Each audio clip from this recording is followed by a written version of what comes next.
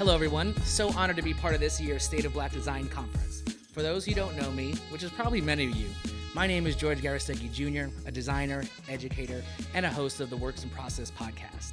I focus on discovering how creatives work and share with my audience the many ways they too can learn about being and becoming themselves a creative individual. I'm excited to bring this live version of the podcast to you today.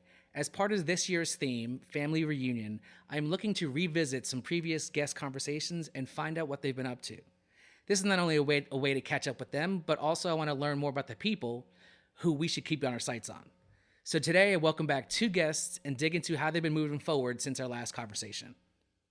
First is my episode 8 guest, Dr. Fahamu Pecou. Fahamu is an interdisciplinary artist and scholar whose work combine observations on hip-hop, fine art, and popular culture to address concerns around contemporary representations of Black men. Through painting, performance art, and academic work, Dr. Pecou confronts the performance of Black masculinity and Black identity, challenging and explaining the reading, performance, and expressions of Blackness. Dr. Pecou is also the founding director of the African Diaspora Art Museum of Atlanta. Yo, Fahamu, who'd you bring with you? Yo, what's up, Double G? Happy to be here, and I brought my young shooter with me, the one and only Miss Dannielle, superstar, breakout artist, amazing painter, super dope person all the way around. So happy to have her join us here. What's up, Ari? That's so nice. Hi, I'm Ariel Dannielle. I'm an artist born and raised in Atlanta.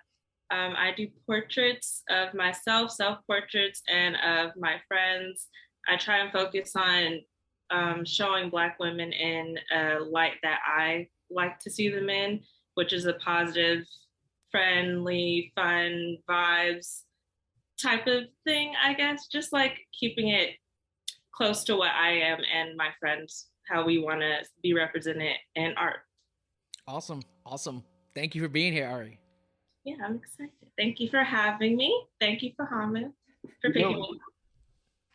And then we have my episode 17 guest, Mike Nicholls. Mike is an Oakland-based award-winning creative director, book designer, visual artist, and community builder. He translates ideas into visionary creative solutions utilizing 20 years of design experience and natural talent. Mike founded Umber, a media platform highlighting creative perspectives that matter, which has been recognized by Blavity, Print Magazine, KQED, and Communication Arts. As a community builder, Mike is an advisor to Interact Project, a nonprofit that empowers underrepresented youth through design. Through his work with Umber, he collaborated with renowned creatives around the world, just like Saul Bass, Tanya Rapley, Souls of Mischief, and Deanna Van Buren. So, Mike, who'd you bring with you? George, what's going on, man? I brought Akintunde Ahmad. Just a powerful dude. I met him through a friend of ours. He is a Columbia Journalism Review fellow and also Ida B. Wells fellow. And he's currently a freelance multimedia journalist and runs a clothing line called Ade Deshay. He's from Oakland. And just an amazing cat, you know, just truly amazing and thoughtful and a badass, really. I mean, I don't know if I can say badass, but of course you can. So why not? Man, I appreciate the intro, Mike. Definitely a pleasure to be here. Yeah, born and raised in Oakland. Got put on to Umber magazine and the visual work of Mike, I guess like 2 years ago now. But what I do is a mixture of fashion design, documentary film, and been fusing those two together. And so all of my work is based on the continent. So the design, the weaving of fabrics, the cut and sew process and manufacturing is all my home base is in Accra, Ghana, but I source fabrics from Mali, from Burkina Faso, from across Ghana, like heavy on the West African side of things. So pleasure to be here, and I'm excited to jump into the conversation. Awesome, and pleasure to meet you both. So I want to take a real quick thing to just bring it back to something that I do at the beginning of my podcast. I do this thing really quickly to word association, right? What's the first things you think of when I say these words? These are all different words. So Mike and Fahamu, you're not going to be able to say the same things you said last time. But because we have more people on this thing, I want to do it round robin style. Right, so I want Fahamu to go first, then Ari, then Mike, then Tunde. All right, so I'm gonna say a word, and you just the first thing that comes to your mind. Fahamu, you ready? Let's go. Let's go. All right. Black. People. Ari, career. Driven. Mike, design. Natural. Tunde, education. Matters. Fahamu, purpose. Do it. Ari, opportunity. Seeker. Mike, culture. Now. And Tunde, community. Driven. Cool. I already said driven. I said driven. Oh, she did say driven. I'm gonna say community member. Oh, put you on. You can no repeats at all. Spot quick. See, everybody's getting along right quick. I mean, so thank you all. That's just like a nice, fun way. I mean, I know we kind of talked a little bit before this conversation, but I like to just think about things that just start to, percolate in your brain and stuff. And as we kind of revisit, I want to first ask my two previous guests, kind of just some follow-ups from our previous conversations, and listening back to our conversations and ending off with like, hey, what's the future hold for both of you, right? I literally went back and tried to figure out and be like, hey, did some of those things come true, right? So let me first ask Mike, right? So when we ended our episode, and I think it was in probably the beginning of 2021, right? You were focusing on a crowdfunding campaign to grow Umber, right? Mm-hmm. And this empire, right? Literally this printing empire that you had, and this aggressive campaign to put out all these issues out and things like that. How did that pan out? I'm laughing. You know what? It was all about a pivot. I mean, that's really what happened. It was a pivot. And so it was very ambitious to launch a publishing company that is based on print. And what happened was a lot of life happened. And what I did is, instead of trying to focus on the bigger vision, just focus on the printed issue of this bad boy. And so of a wealth issue, yeah. Oh, that's behind me. That's behind me. I got one. So that was the focus, is really just focusing kind of on one thing. And one thing I realized too, in the process of doing the campaign and trying to launch Umber into Umber Publishing, was trying to narrow down how I see myself, right? And the kind of work that I want to do. And really managing a publishing company was not really the look really I was trying to do. Really, it was really about being a creative and creating and being a visionary. And running a company was not, publishing company was just not in the cards as I thought it was going to be. And so what happened was, I really just so we raised some money for sure. Really what I did is I just focused on the meat of what Umber is all about, is print, right? And a wealth issue. And so with that being said too, this is our last one, right? You know what I'm saying? So so now, for the past 5 years, been self-publishing and amplifying voices over 100 people around the world, I was like, it's time for me to get amplified, my voice, my art, my vision. And so really I'm going to take a step back from Umber and try to see what it's going to be, if it's going to be anything.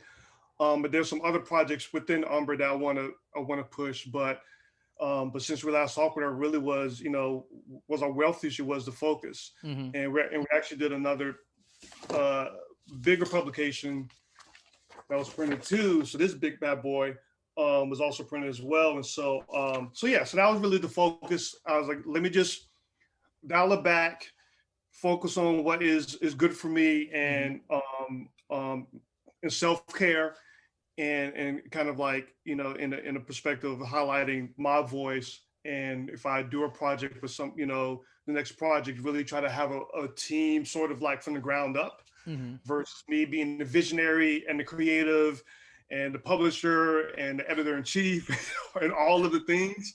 Find a way to be sustainable in my approach in doing media, and really try to focus on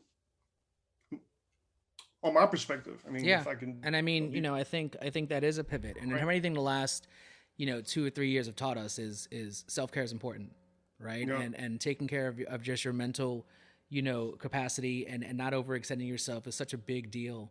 And, I applaud you for, trying to go, all in and figuring out that, what, for obviously you to be all in is for you to kind of focus on yourself. And I think that is really empowering, because sometimes we let the work kind of just dictate what we need to do and not really focus on us. So I'm sorry that, we're not going to have another printed issue, but with you figuring out your stuff, are you still focusing on like tactile things? Because print is a magazine is tactile, right? It's not a website. It's none of this. It's the way you hold it, right? The large format, and even that BPP that you showed, right? It's a double wide format. It's like looking at the New York Times. Like, it is an experience that is very different. Right. And if you look at Tunde's screen, he's helping us, visualize the size. Right. I think, are you thinking real quick? Are you thinking of, keeping it in somewhat of a tactile format? Yeah, I think there's going to be some aspects of it that, because one of the, this is a scoop. Like, you're the first person here, this, George. So I think I've shared it with, with Tunde and some other people on the personal level, is that if there's any iteration of Ahmad that's in print, I'd rather just focus like maybe with one artist or one particular person and do something with that, versus me having to manage 20 different, folks involved with the magazine. And so that's one aspect. And actually, me and Tunde were had a meeting last weekend about some, I don't think we're ready to talk about it yet, but there's some stuff that we are looking to kind of collaborate on and merge. His vision with fashion, and then my vision, with being an artist and a visual designer, see how we can kind of merge that. So I think I'm always going to be all about things being like tangible. I think I'm always going to focus on that. And so, but if I do anything online, I really doubt it. If it is a sort of not, if it's online, it has to be something different. It has to be, whether it's in NFT spaces or something that is just on the cutting edge of innovation. Okay, maybe that route. But print, print is never going to go away. But just in terms of me being the self-publisher and managing the output of it, that is something where I have to. Yeah, it's not sustainable, to have one person doing all of that stuff. So looking forward to hearing how the symbiotic relationship between design and fashion will transpire in the future. Thank you. So Fahamu, there you go. So, you were one of my earlier guests, I think you were in episode 8 and we had an amazing conversation. I was able to break up into 2, talking about just all your work, because it was also just a catch up, from we haven't spoken to each other a long time. But when I look back at revisiting your episode, right, I think your idea was focusing on this concept of public scholarship, right? And how do you get work out to the people who would benefit from it the most, right? Making it more accessible. How has that been coming along? It's actually a really interesting journey to take. I think it's a really provocative question to think about accessibility when it comes to art, and especially fine art, right? Maybe more so than design, which is generally much more democratic, right? But the visual art, the fine arts, right, have historically presented an inherent barrier to certain communities. And so really trying to think through those challenges has been, it's been work. I think one of the ways that I've been trying to address that is very much through ADAMA, the African Diaspora Art Museum of Atlanta. And this question of accessibility, viability, as it relates to the African diaspora and fine art is at the core of our mission, at the core of our purpose. And one of the things that we've kind of taken into account, especially where our programs are concerned, is the African concept of call and response, right? Like, how do you get your audience to, like, reciprocate what it is that you are sending out, what you're putting out. And so all of our projects and programs are very community centric, very driven from the bottom up as opposed from the top down. So one of the programs that I'm really excited about is a series called Permanent. And this is a project where we collaborate with other museums, like, for example, with the High Museum of Art here in Atlanta. We go through their collection of African and African-American art, and we select works by artists in those collections, and then create interdisciplinary responses to them that are designed to create new pathways and new conversations around these art objects, right? So rather than just going and looking at a painting on the wall, we interpret this painting through dance, through original music, and we create these films around those experiences that we then share via our website. You can also view them in the museum, which is also really interesting too, because now you can go look at this film piece with dancing and music inspired by this painting, and then be able to go and look at the actual painting and then have a different kind of relationship with it. So, these are the kinds of things that we are thinking about from the Adama side, but it's also a question that's very much at the core of my own personal studio practice. Mm-hmm. So it seems like what you're doing with that concept of exploring, let's say, permanent collection of a museum, it seems like you're bringing in this idea of like experience, right? Yeah. Changing the scope of what, let's say, traditional museums are, where it's kind of just like, look, it's not like it's not like interact. It's more of just like observe and then move on, right? It seems like go ahead. No, I was going to say that's exactly the point. In fact, when we do projects, we don't call our presentations exhibitions. We call them experiences, because it really is about creating something that is dynamic, multi-sensory, multiple points of entry. And I know we're not at this part, but I think it's a great thing. One of the great things that I love about Ari's work, right? Like all of her paintings are like these like snapshots of like moments from her actual life, right? So it's not even like something that's so highly conceptual that you can't get into it. It's so personable and it's so personal that you feel like it's, sometimes I look at Ari's paintings and I'm like, should I be here right now? You know what I mean? Because but it's that experience that I think is resonant for audiences, right? So when people look at Ari's paintings, they have a different kind of relationship. Like, I remember early on when I would present some of my paintings in galleries and stuff like that, it would be like young Black kids walking down the street and they would see my stuff and be like, oh, this is art? Oh, I get this. I know what this is about, right? And Ari's work reminds me of that. Like, oh, this can be art too. Like, I get this. I connect with this, right?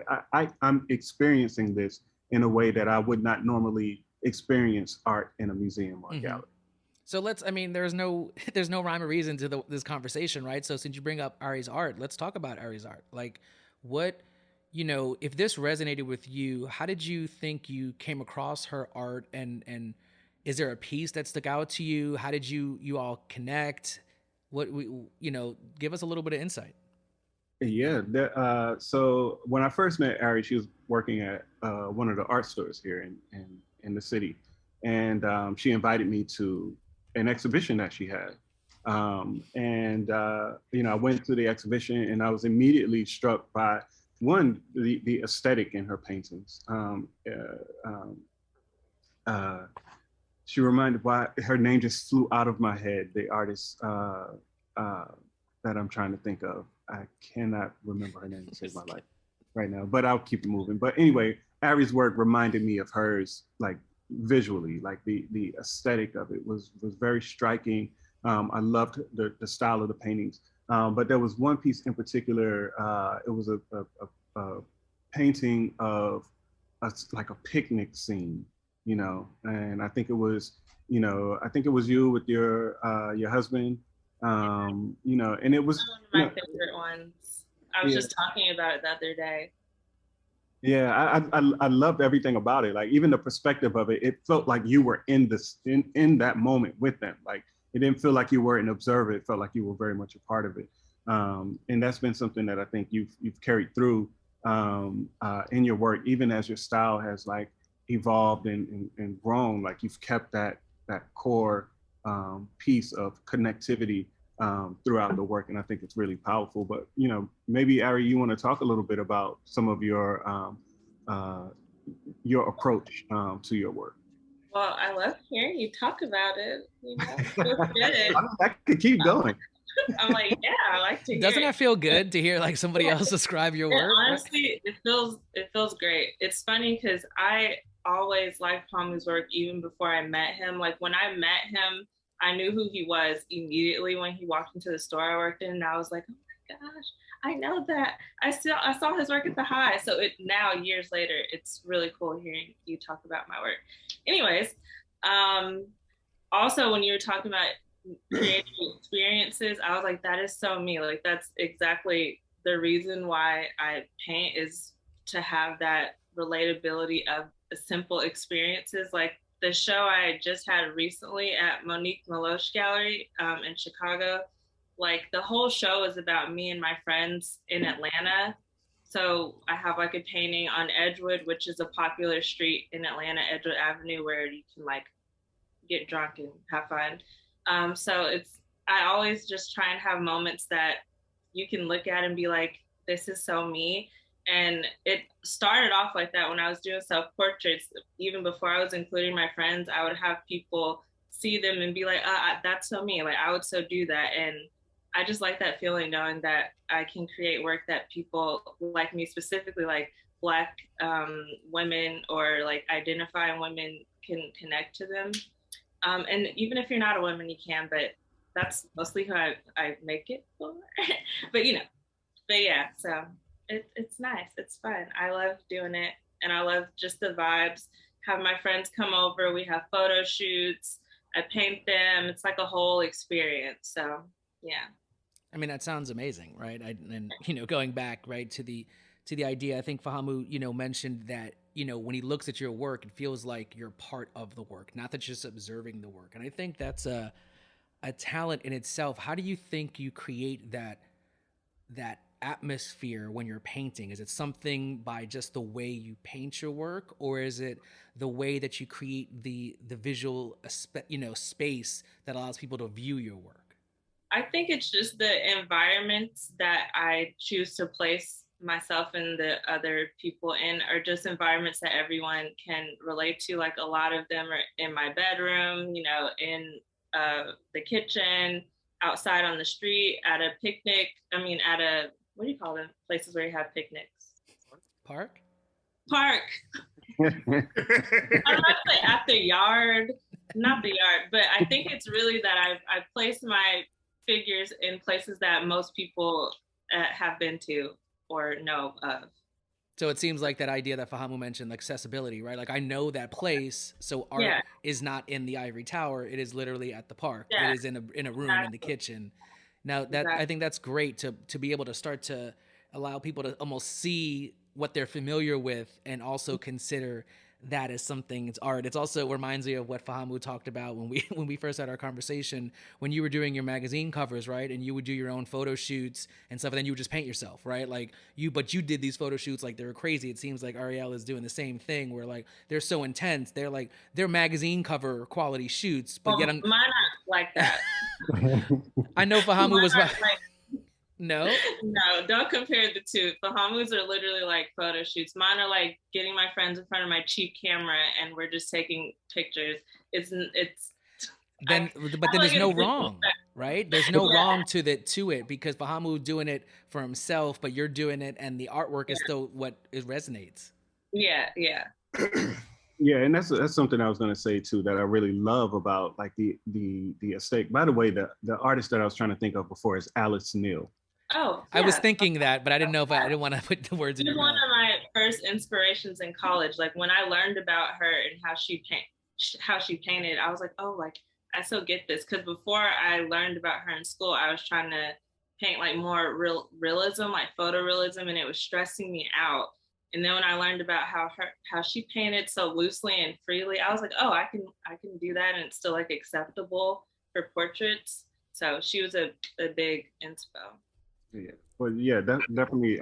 Alice Neal's paintings were something that really came to mind. But what I was going to say was that I really love that aspect of your process, right? Like it feels like your photo sessions are like cell phone photo, like your paintings feel like somebody just, it's like swiping through your photo album on your phone and like, coming, like having these experiences.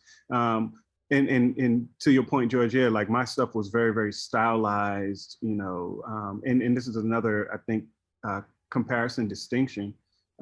Both Ari and I use ourselves as subjects in our work, but Ari's are self-portraits and mine are not, right? Like I'm playing a role, I'm performing as a character. And so it's very much staging, which, I think, Mike, both you and Tunde could probably get this too, like there's this idea of, marketing and media where you're selling an idea versus the actual person, right? And so and my work has been like an interrogation of that idea, like stripping that idea open and exposing the person behind the idea, right? Like, and so that's been a really interesting thing. But I love, I love the idea of like the magazine. Like that's such a powerful platform, and it says so many different things.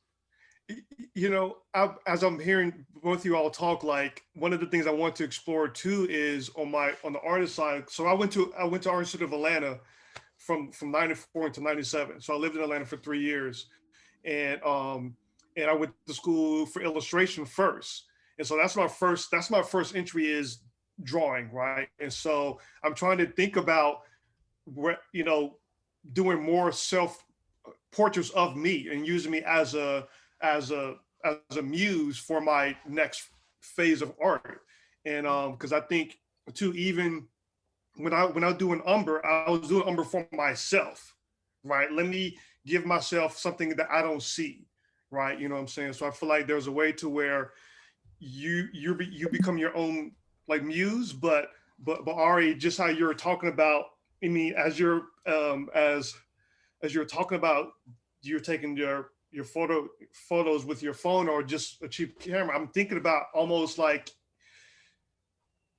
if your artwork was to be in a phone and you just kind of was like swipe through and see it. Oh yeah, this is the image of, I don't know. I just thought of it as like a visual. You go to a gallery space and you literally have to like swipe something and the next image shows in a phone kind of setting. I don't know. That's a cool concept. I don't think it makes sense for the paintings I do, since they're supposed to be like every day. Like it's like you took a photo. Mm-hmm. Some of them like if they're in the bedroom or something, it's like I probably wouldn't take this photo, but it's still for the person to be like, I would so do that. That would be me. Right. Yeah.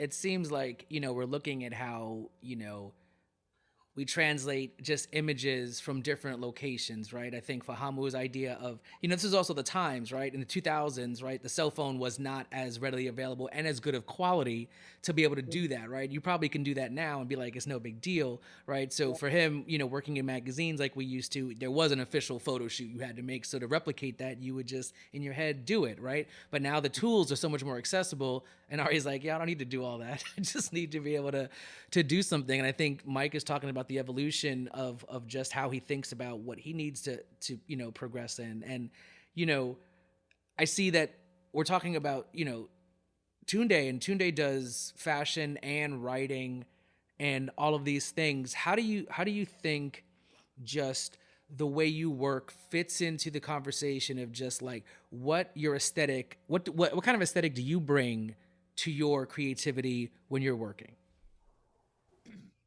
I mean, definitely on the fashion side of things,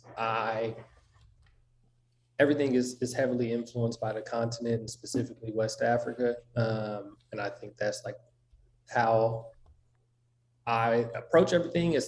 For me, it's about fusing cultures across the diaspora that I've come across. And so beginning like when I first went to Ghana in 2016, and just being exposed to more than just the very like, there are the kente fabrics that aren't really kente, these Ankara wax print fabrics, a lot of which actually aren't traditional patterns. Like a lot of them are printed in China and then shipped to West Africa. All these things, there's that side of them, but then I'm like, wait, what about all of the actual traditional fabrics prior to the Dutch bringing wax print? And not the batik print, which is different, but like the actual newer wave, and like what do these woven fabrics look like in Ghana, in Burkina Faso, in Mali? What does like mudcloth or bogolan look like?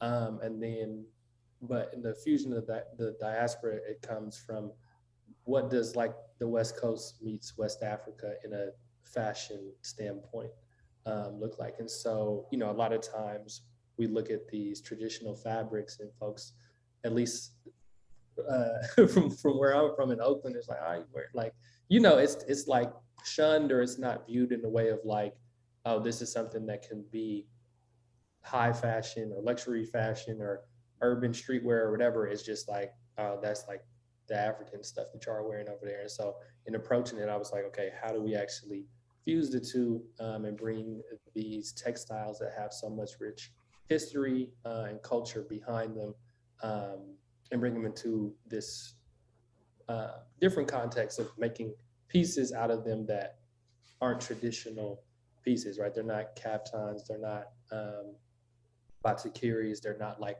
the longer flowing styles that are worn in West Africa that fit the climate over there and are very like practical and functional. But now it's like, okay, I'm making trench coats out of mudcloth because I was living in Harlem at the time and it's hella cold. And these are, what I'm saying? And these are thick fabrics that I can line and do that. And so just being very practical about what it was that I was making and thinking about who would want to wear them, but bringing in a very historical context. And for me, it's much deeper than just like simply fashion and making things that people want to wear. It's also about getting people more familiar with the content, getting people more curious, especially Black Americans like myself who had never experienced that. So I went there. This is an entry point to dispelling a lot of the myths and negative perceptions and stereotypes that folks have over there. And so just trying to be a gateway and a bridge in folks' thinking and their perception, but using fashion to do that. Mm-hmm. Mm-hmm.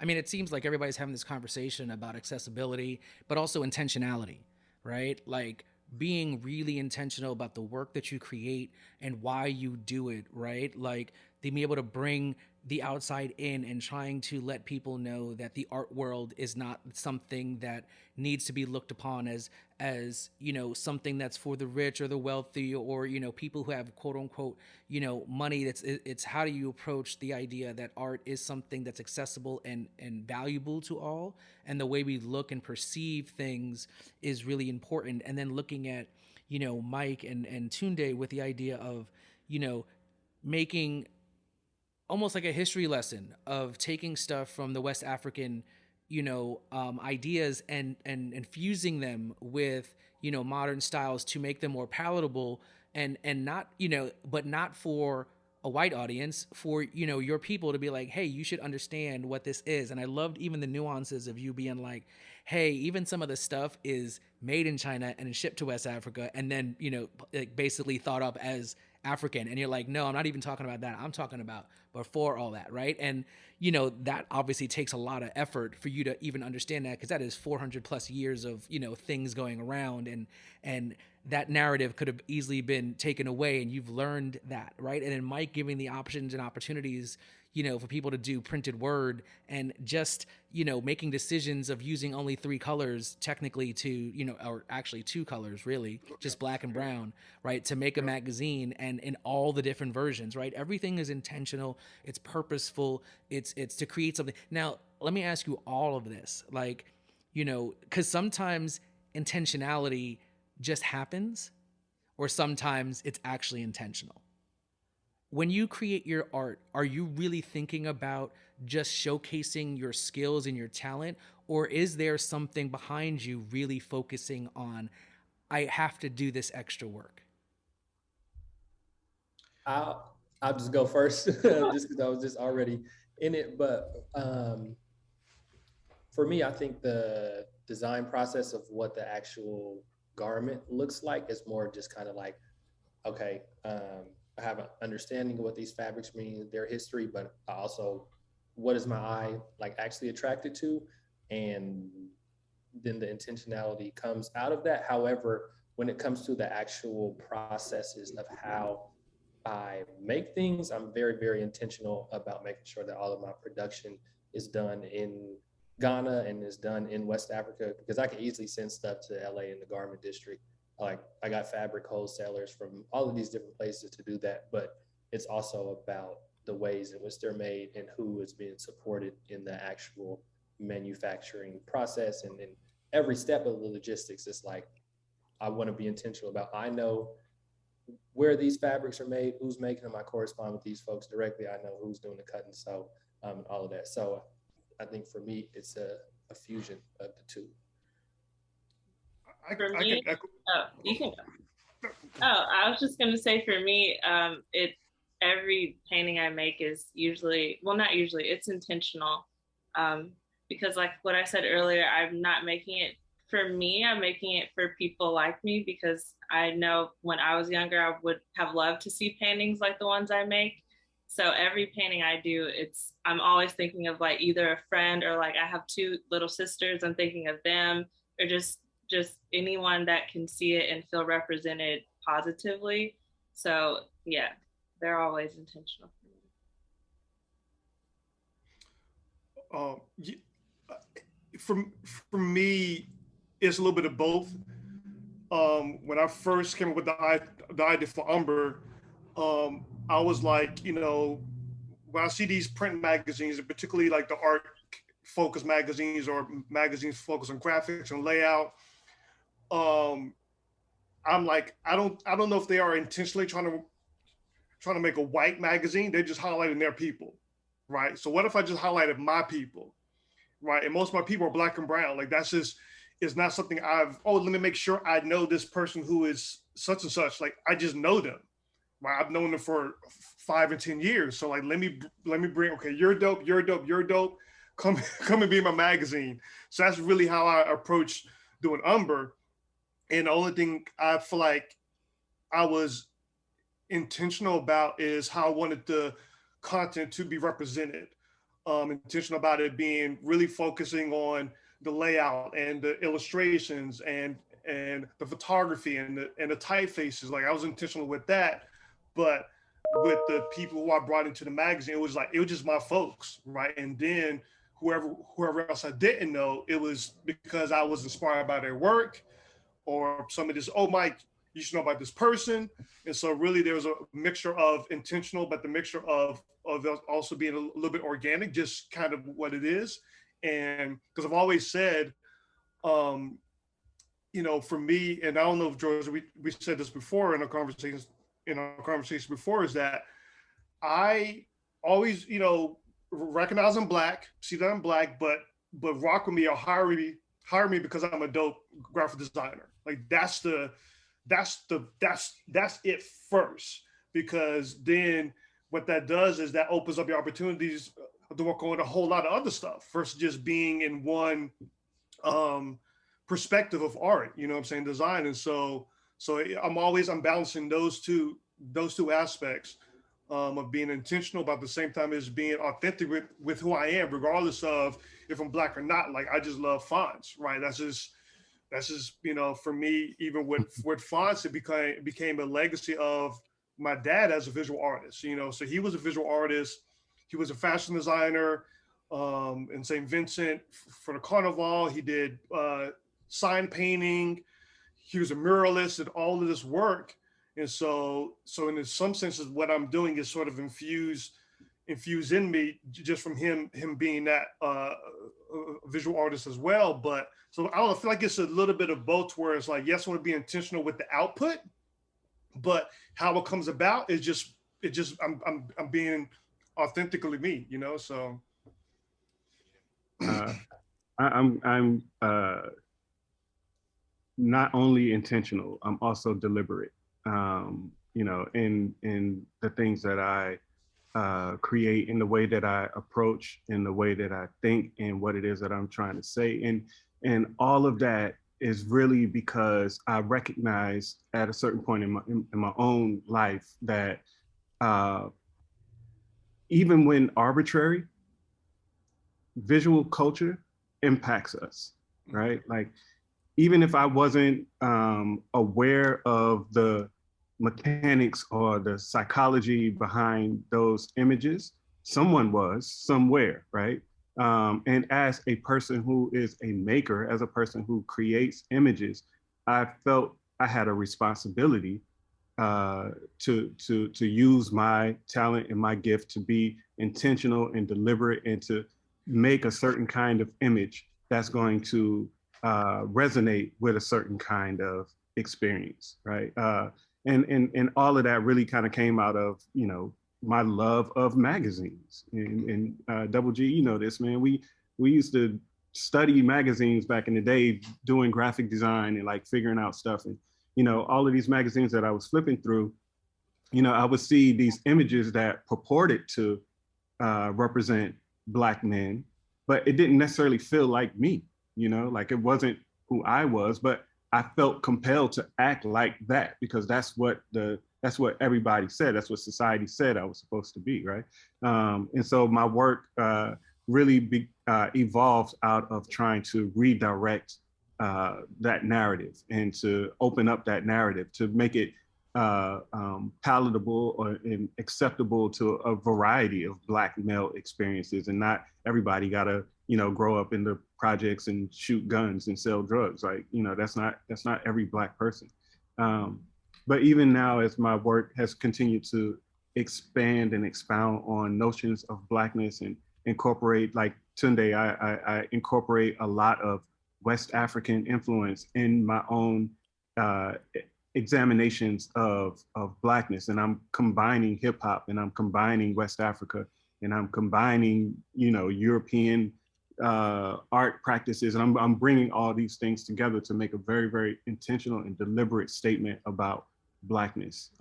So everything that I use, like this piece over my right shoulder here, if you can see, like if I use a mask, if I use a costume, if I bring in an element, I need to know exactly where it's from, how it was used, the context for it, right? Because all of that lends itself to my own statement that I'm making through the work. So I have to, you know, I'm very researched and very intentional about the research that I do for the work that I create. And I see that in your work. Like I've heard of your name before, Fahamu, but I haven't really like dived in. And then after George made a connection, like everything you're saying, I totally see that in your visual art, right? And that's why I love about Akintunde too is with Tunde too is that he's very intentional with what he's doing with his fabrics. He's very intentional with, like, when you, it's almost like as Tunde was talking, I was thinking about hip hop, how hip hop in a way, I learned about jazz through hip hop. So hip hop was that conduit for me to understand about jazz. I mean, my first hip hop song that I loved was Rocket by Herbie Hancock, not knowing he was a jazz artist 20 some years in by that point, right? And so I think if somebody is buying some clothing from Tunde, there's going to be a history lesson attached to it, right? If somebody is looking at your work for Fahamu, there's going to be a history lesson attached to it. And like, it's like almost like if they want to go to Wikipedia, like, wait a second, this mask is from such and such. Like, if there's a way where you can kind of like click it and you know what it means. Yeah. Lord have mercy. A visual Wikipedia. Oh my God, Mike, that would be amazing. What if that really happened, right? If somebody is, so for Ahmad, say if just one of your paintings, right? We just have it there and you click this and then, oh, this purple shirt is, the reason why he's wearing a purple shirt is because X, Y, and Z. This hope graphic on this t-shirt, this means blah, blah, blah, blah, blah. This mask is from this, like, almost like if you kind of, almost think of like an app. Yo, like you heard it here first, man. Everybody heard it here first. Nobody's stealing this idea. We heard it here first. It was on this conversation. We're talking about a visual Wikipedia. Yeah. But just for visual, just for the learning tool, and particularly if you're dealing with Black culture, you know what I'm saying? There's this, God almighty. Okay. So, okay.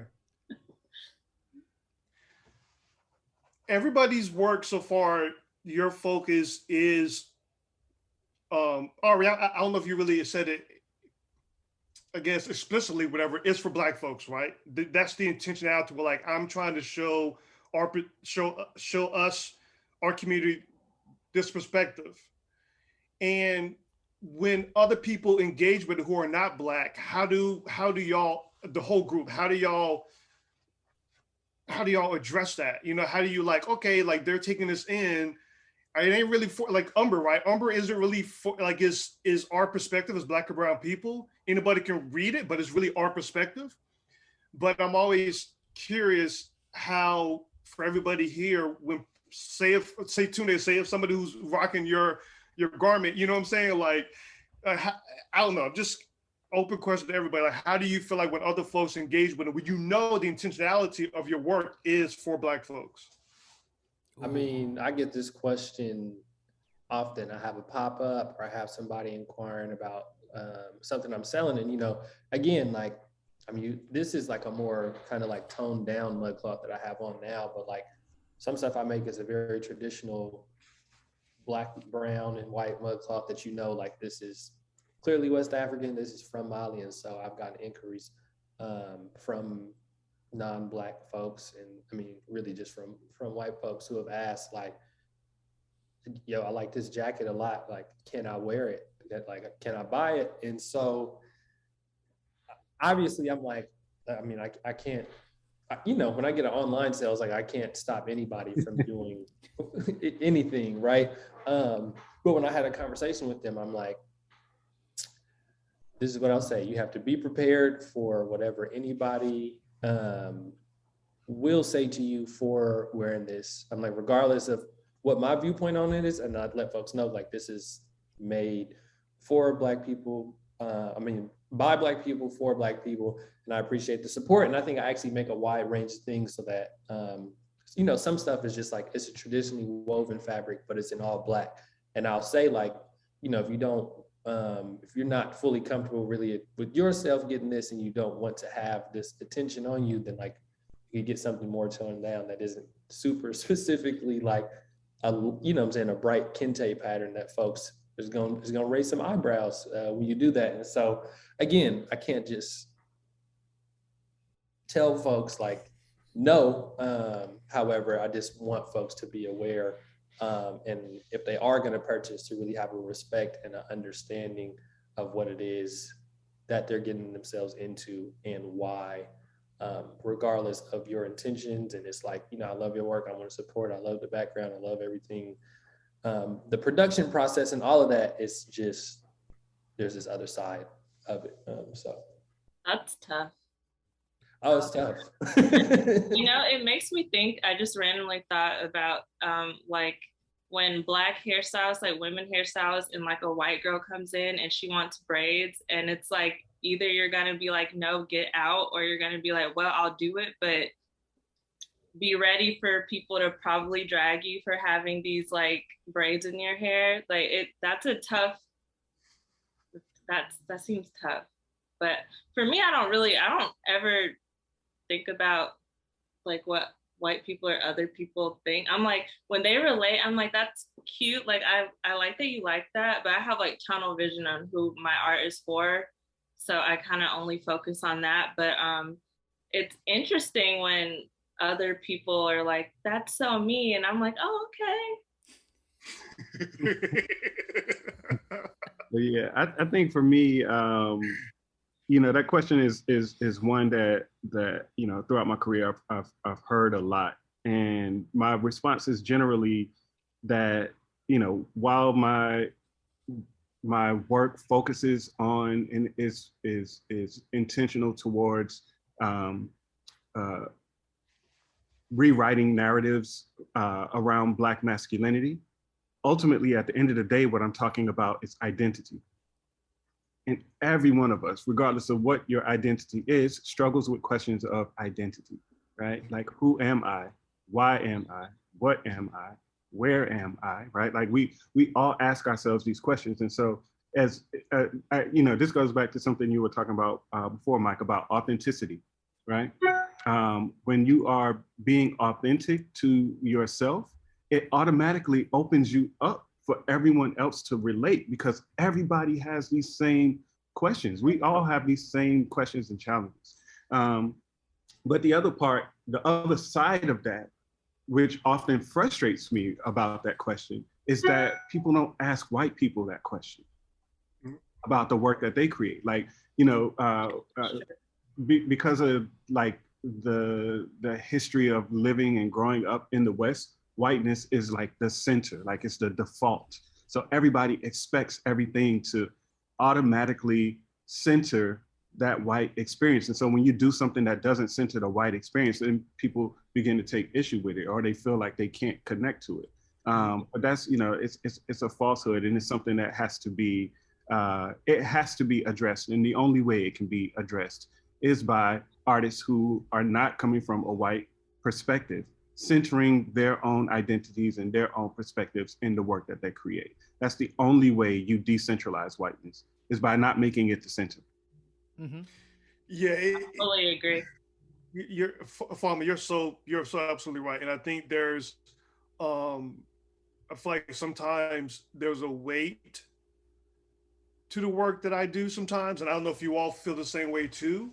But there's sometimes I just want to just create and do the work that I want to do, and not have to have it always mean something. And this, like, it just sometimes the weight of it just is too much. Mm-hmm. And yes, I mean, I was listening to everybody have a conversation, and Mike, you're touching on it right now. Is that like responsibility of, creating for your people, right? To know that you have, an audience in mind, and to make sure you do the right thing in your own perspective, and make sure you're representing it a certain way, right? That weighs very heavy, and you can just see how Mike was just kind of talking about it, right? That added responsibility of like, he can't just create. Like, there almost has to almost be some intentionality, right? Even if he could, but there's like a thing in the back of his head, right? Which is unfortunate sometimes when you just want to be a creative, right? An artist, a designer, a fashion, style, like all of these things, but you have to actually think about all of these other things that come into play. How do you grapple with that? Can anybody want to just share some things? I really wanted to talk about like the idea of struggle, but I think Mike's idea of just like thinking about responsibility is actually more impactful one. Well, I'll follow up with just that, because I was just thinking about it. I mean, for me, I've been making hip hop beats since I was in Atlanta. Actually, I learned in Atlanta, so I've been making as a hobby for the past like 20 some years. That's just for me. That's my therapy. I'm not doing it to make money. There isn't my identity is attached to it in terms of like the music I'm inspired by to make my beats, when I'm sampling Aretha Franklin or Herbie Hancock or, Michael McDonald, whatever, right? And so that's my sort of my way of creating without it having any weight to it. A lot of the work I do for clients, there's no weight for that, right? I mean, there's a little bit of freedom towards like somebody wants me to work on a logo. Cool, here's your logo, pay me, it's done, it's a wrap, right? You know what I'm saying? Like that's where I have that balance, you know what I'm saying? So, and I want to actually create more work that doesn't have a weight to it. Umbra had a weight to it, you know what I'm saying? And so a lot of it, the weight wasn't there because I was passionate about doing design and I love print media. There was no weight in that, but just waiting to, well, you know what? Let me in reverse. The weight was making sure that any, you know what? Wait a second. The only weight was just me being a self-publisher. That was the only weight of it. Me just having to do everything right. And I think the weight comes into when people are expecting you to do something. Oh, you should say something, or you should produce something because such and such is happening. That's when the weight comes in too. But when I actually create, the weight is actually lifted because I'm doing it the way I want to do it versus doing it because somebody said I should do it a certain kind of way.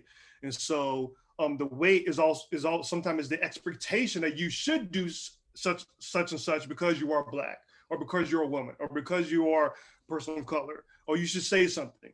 Usually people are asking this, or people who are not that person, right? Or not from that community, you know what I'm saying? And so, yeah, usually the weight is the expectation, I feel like, you know what I'm saying? But my levity is doing the work that I want to do, and I've been doing it my whole life. And the weight of it, sometimes it's just people just have the expectation that you should do something, or you should make a response to X, Y, and Z. So, yeah, I think that's to your point, Mike.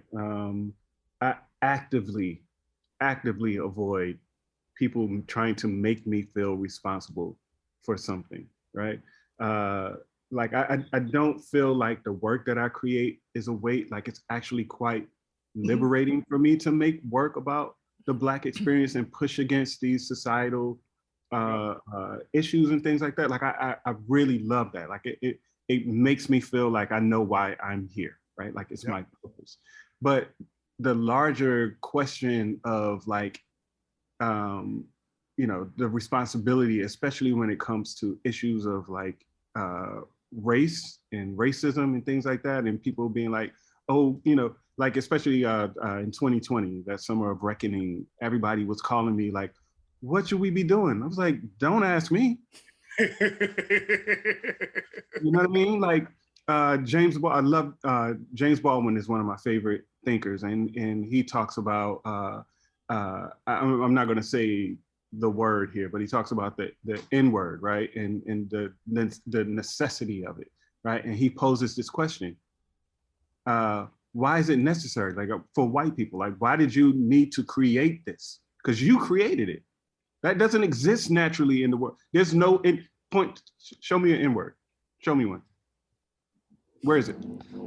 Right? You made that up to justify something that made you feel good about yourself. So you need to ask yourself, why did you create that?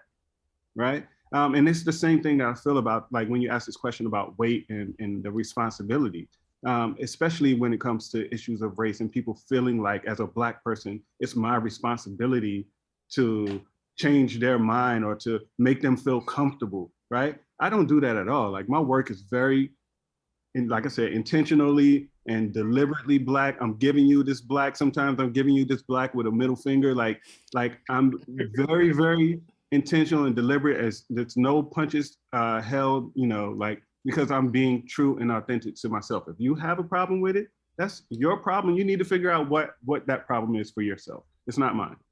Yep. Yeah. Yep. Love it. I agree with that. Yeah. I mean, that's so deep. I mean, both of it, right? And I mean, intentional and deliberate.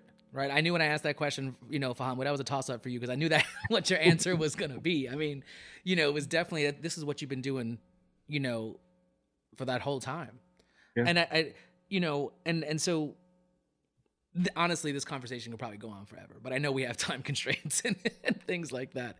But what do you think, as you're all talking about your own intentionality and your own responsibility and either outside influences or personal perspectives of how you create your work, if you could think about how to make it easier for the next person coming up behind you, what would you want them to know? What would you give them if they needed something? I'm gonna use my favorite, and I've heard this story, but I haven't been able to verify it, right? But there's a story that says there was this young understudy to Frederick Douglass, who would follow him, assist him when he gave his speeches and stuff. And when Frederick Douglass was on his deathbed, his understudy asked him, "How can I continue the work that you're doing? How can I, make sure that your efforts don't die?" And Frederick Douglass' advice to him was agitate, agitate, agitate, right? And that's what I would say. That's what if Ari were to ask me, and she probably has, and I probably have told her this, is to agitate. Like, don't take it easy on people. Don't soften the blow for anybody. Like, be real, be true, be authentic, be intentional, be deliberate, agitate, agitate, agitate. Like, I was before I came here, I was giving a talk at a school, and I was telling, I told the children there, very very similarly, my whole approach to my work is never about trying to tell people what to think. I just want to make you think. Now, what you think, that's up to you, right? But my job is to toss that questioning grenade into the middle of the room, right? So that's me. Agitate, agitate, agitate. I like that. I was just gonna say, be authentic, be yourself. I think that's really important, and that's like all I can say. I don't know. I'm still learning, but I would say be authentic. Be yourself. We're all still learning, but you hear. Right. Always, always. It's hard for me to be like, this is what I would tell someone if they ask me, because I'm always like, I don't know. Like, I'm learning too. Like, I don't know. Like, just be yourself. But that's a beautiful answer, right? Like, and it's truth. Like, to that point. Like, who wants to know all the answers? No but one. I think like, you saying you don't know is also powerful. Right. Exactly. Yeah. Right. Yeah. I think you being like, yo, I'm still figuring it out too. Let's maybe do it together. But I'm still, don't ask me that question. I think we sometimes maybe just feel that pressure to be like, well, I need to have an answer to this question, Yeah. And I think sometimes we're like, yo, I'm still figuring it out. Mm-hmm. So, Mike or Tunde, you want to take it? Yeah, I'll just say, related to that, my advice would actually just be to get outside of your comfort zone. And I mean that like in a physical sense, because what even sparked me getting into fashion and clothing design was two very distinct experiences, none of which happened in my hometown of Oakland. So when I went off to college, I did my undergrad at Yale. So I'm in New Haven, Connecticut, but I'm from East Oakland, like really from East Oakland, born and raised here, went to all public schools. And so the way that I was socialized and my understanding of clothes and just how, especially in high school, like Chief Keef was popping, everybody wanted to have True Religion jeans and a Gucci belt and some foam posits and a polo shirt and all of that. But it was just like, we all 15 years old, we all broke, but it's crazy that we'll save up this much money to buy into this image, but it's because of the way we've been socialized, and that's what we put value on inside of that community. And so it was just so crazy to go across the country and get dropped into New Haven, Connecticut on this campus. And what the moral of the story is, I looked around and I was like, oh wow, like it allowed for me to just like reflect and be like, that's crazy. I was like really how heavily I bought into this understanding that me and all the young folks that I grew up with had bought into. And now I come here and it's like, nobody actually cares about this type of stuff. Like, this girl's dad is on Forbes list and this dude's grandfather just gave $100 million donation. It was just dropped into like the wealth side of things, but also just symbolism and how much that's marketed to our community and how we present ourselves through clothes. And then the second one was when I went to Ghana and just was able to just explore something new. Like I didn't grow up saying, oh, I want to design clothes and get into that. It just so happened because I got exposed to an accessible way to do that by being in Ghana and working with tailors and having access to fabrics. And then it was just something. So yeah, my advice would just be to venture outside of the comfort zone physically, travel if you have the means to do so. And it doesn't have to be far. It could be from Oakland to Sacramento. It could just be, you know what I'm saying, anything just to broaden your perspective. And that's one of the things that I'm, again, actively learning every time I go a new place, is just like learning a different way of life, a different set of values, a different way folks present, all of that. Awesome. Mike? Oh, man. The word kept coming up for me is challenges. Embrace your challenges. It's going to happen. People are going to tell you no. You still do it. That sometimes that's the hardest thing, to like try to put something out there and somebody is saying, oh, I don't really like it. I don't know what this is. I don't know what you're trying to do. This doesn't make any sense. This is insane. Just be prepared for like people not really liking your stuff, or people not really understanding it, or people not really wanting to rock with it and going to the next. I mean, there are so many, the no's really shaped me in what I'm doing. The passes really shaped me, not in a way where it's like being resentful or being like petty, but it's like, it just means that you keep refining what you're doing. And so, and challenges are necessary. They are necessary. It should not be easy. If it's easy, I mean, I don't know. I just don't think it should be easy. It should not be easy. I mean, the challenges are growth, right?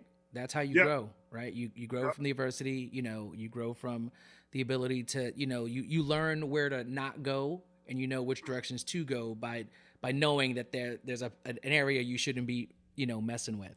And so, to end up on this theme of, the state of Black design, or the state of creativity, because we have artists and fashion people, right? Not just designers on this, call.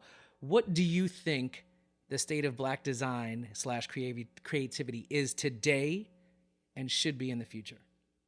I'll say now, just because I feel like I'm the newest to this space, having not necessarily grown up in artists, anything, like just kind of stumbled upon this by doing, but I do think it is ripe with opportunity, and ripe with the opportunity to actually maintain control, not only of our narrative, but also of the ownership of our art, the distribution platforms, where it's shown, galleries, screenings, storefronts, like all of that. I just think we're at a very pivotal moment in history where a lot of folks are thinking more about how can you be an autonomous community, but within the art space, like I think is just very, very ripe for folks to really collaborate and work together, to build up that vision I think we all somewhat collectively have, and building that network, that framework, that infrastructure to showcase everything that folks are creating. Anybody else want to take this? I'll just say, if you look around, right now, you'll see that there's been a massive shift away from what has traditionally been our like media and visual culture, right? Like you go into any bookstore and it's littered with like novels and histories and biographies and things by Black authors everywhere. You turn on the television, everybody's fighting for content that's like Black stories and Black content, right? Like there's a great, I think, a great decentering of whiteness that is happening across genres and across disciplines, right? And I think in terms of where we are and where we're going, now is really the time to really now is the time for ownership. And I think that will be like the biggest thing is, because there's like I said, there's so much interest and focus on that right now that people are investing these dollars into owning these stories, because that is where the world is going. We have to own our own stories, own our own platforms, right? Because God forbid 15 years from now, someone decides that Asian stories are the big thing. And they start shifting all the focus to, Asian story, and then Black people kind of get pushed to the back because we don't own anything, right? Like now we're back struggling and fighting for visibility, as opposed to if we own it, we can sustain it, we can maintain it. And that doesn't mean that other voices don't get heard, right? But ours just doesn't get exploited in the process, right? So ownership prevents exploitation. Ooh, nice. That's a bar. That's a bar right there. That's a t-shirt. I'm making that t-shirt. I had one thing that I thought I was thinking that I don't know if it answers the question perfectly, but I was thinking like specifically for the kind of art that I create that's kind of more like mundane everyday experiences. I feel like now and push into the future, it's going to be more of that accepted like in the Black culture realm, because I have artist friends that we've talked about how they worry about them just painting average Black experiences being like not enough and not doing enough for our people. And I think we're starting to get to where this is something that's acceptable that might not have been like looked at as powerful before. And I feel like Carrie Mae Weems had a quote where she also said that she loves seeing how like work like this is more looked at as powerful and not just like mundane. So I think that's something to look forward to in the future, is just accepting all types of work. Mm-hmm. Mm-hmm. Maybe. No, you're real talk. Because to your point, Ari, I think there's been historically like like Black people who have made it into the spotlight have been considered exceptional. You know what I mean? Like you had to be damn near Superman, to get recognition and to get attention. But now, like it's we're starting to see more and more of like just the normal. We're allowed to be human beings. Mm-hmm. Exactly. Yeah. And I think the more we create, the more stories we tell, the more images we paint, the more magazines we make, the more podcasts we host, the more human we become. And I think that's a beautiful thing. You're such a good speaker. Like, yeah, you really are.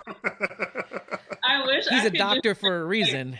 I know, literally. Like, I wish you could just say what I'm thinking, so it sounds like that when I say it.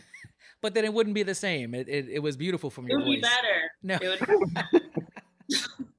Oh, but I would do that. Mike, you want to add? Or are you good? Yeah, I don't know, man. Everything. I'll just say this. So resilience was first coming up, but after hearing everybody's saying, like, is push. The state of Black design is the push, and then the future is like thriving. We're thriving now.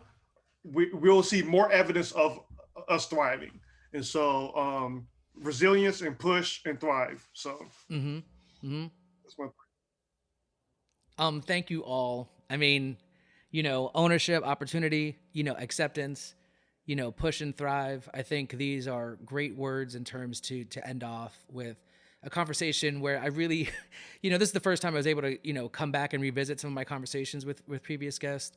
And also I love that we're able to bring new people on, and I'm getting to meet, Ariel, Dannielle, and Akintunde, Ahmad. I really think that it's a testament to just all of us and our ability to be close-knit and keep each other close to be able to push each other forward. I think that's a great thing that we all tend to do, you know, and put each other on, right? I think that is really where the power is, you know, into, you know, owning our stories, owning our narratives, determining how people see us, right? And the more that we all do that, the more that nobody can take that away from us. And I really appreciate all of you being on this live version, this kind of just visual version of my show, because it's usually only just an auditory version. So this is kind of weird, right? But, you know, I really, really think that this conversation was way deeper than I wanted to. And I think Fahamu and Mike definitely pushing those conversations, because I love the way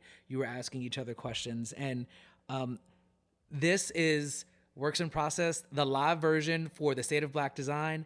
Thank you, everybody. And I can't wait for all you, you know, to see this conversation later on. Thank you, everybody. I appreciate you so much. Thank you. Thank you. Yeah.